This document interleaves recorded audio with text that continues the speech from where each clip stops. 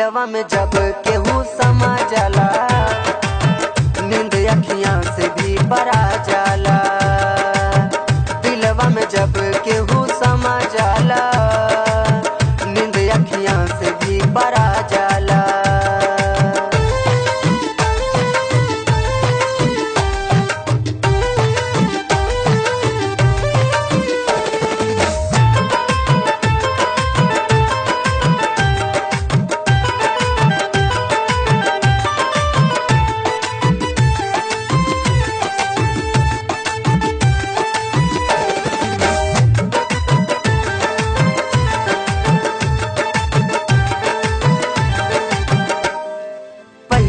जब लड़ेला नजरिया ता लागे कि सब कुछ मिल गई।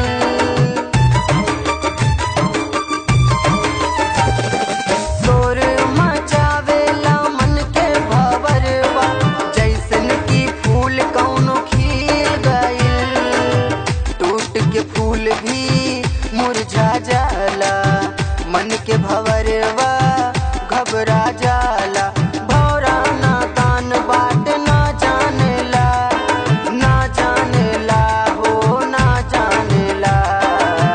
दिलवा में जब केहू समा जाला, नींद अखियां से भी परा जाला।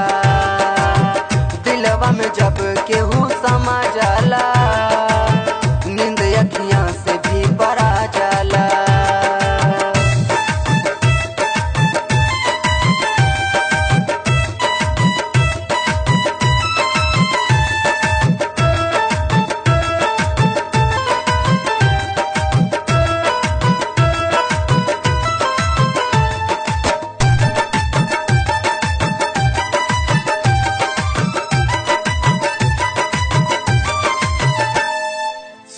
दुख जे बाटे के वादा करेला, चल जाला काहे उ छोड़ के।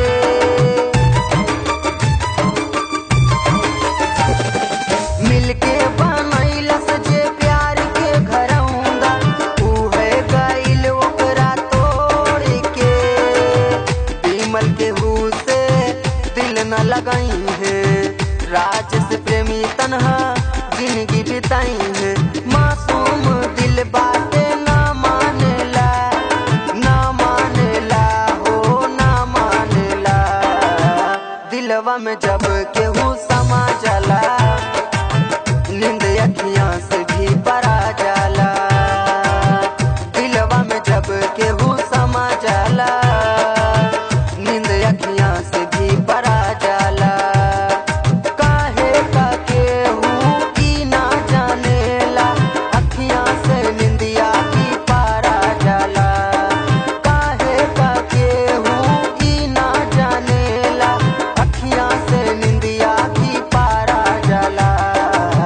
दिलवा में जब केहू समा जाला, नींद अखियां से भी परा